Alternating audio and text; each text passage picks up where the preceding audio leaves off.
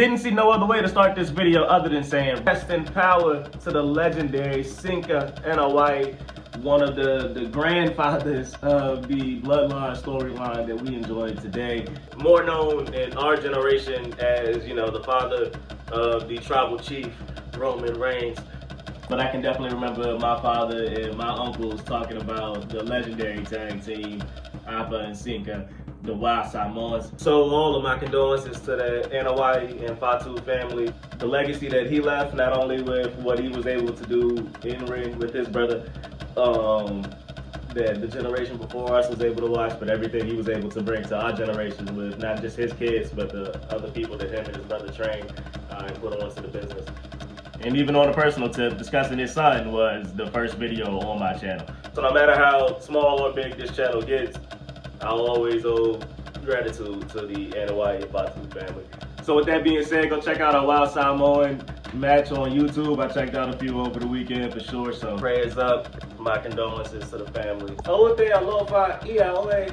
Now on to the video. Now I ain't gonna lie to you, I kinda expected Solo to be on some BS the entire night. First we see Cuz pull up in the all-black SUV, just like the tribal chief. He got the Tungans behind him, Paul Heyman greeting him. It's seeming like a regular Friday night. Of course you got Paul Heyman sitting there asking about the Samoan werewolf Jacob Fatu. You gotta keep an eye on Oos. And Solo end up telling Paulie, hey, Cuz ain't here, don't even worry about it. You the wise man, I'ma listen to you. So they walking out to the ring, ready to get it cracking as always, and boom, right up on the Titantron, you see them boys Cody Rhodes, KO, and Randy Orton looking for the smoke. I mean, straight wreck, playing no game. I mean, Randy Orton in kayfabe had to be wrapping his hands up in the back seat like, soon as we see these fools, it's on sight. So they make it out to the arena and they immediately start squabbling, of course. To mix all of this, you got security, like myself, tried to come stop all the violence, that didn't work. Then they called the boys out there, and of course, that shut everything down. We go on about the show, some other stuff happened that we're gonna be talking about later this week, and we finally get to the acknowledgement ceremony. So Solo and the homies walk out to the ring. He got that face on that he was making in that picture with his brothers when he was just a little homie. That man Jacob Fatu show up seemingly out of nowhere with a fire entrance. And then Solo start passing the mic around, you know, stealing bars from his cousin Roman, telling everybody to acknowledge him. So he makes his way over to the Hall of Famer, Paul E. Dangerous.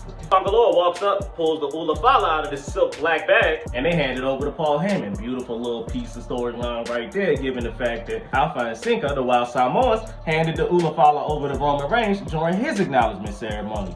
Mind you, that's where Paul Heyman's relationship starts with the Bloodline, with the Wild Samoans. So a little tiny piece of cinema they put in there that was just kind of awesome if you pay attention to it. So as Paul Heyman absolutely refused to do so and hit Solo with that, "You are not my tribal chief," then Solo, Jacob, and the Tungans proceeded to put the beats on the Hall of Famer. First Solo hit Paul Heyman with a Samoan spike, laid him out. Then they start dragging bro out the ring, you know what I'm saying? And they put him through a freaking announcement table. What is with putting people through announcement tables lately? I don't know if Hunter not enjoying commentary or whatever the case is. And I mean, we done seen Paulie take a few bumps, you know what I mean, every now and then. But this right here was on some other stuff. I really hope Paulie's okay. Somebody got to check on him. But for all intents and purposes, it does seem like this Bloodline storyline is heating back up, and I'm excited to see exactly where it goes. Y'all get down in the comments and let me know what y'all think.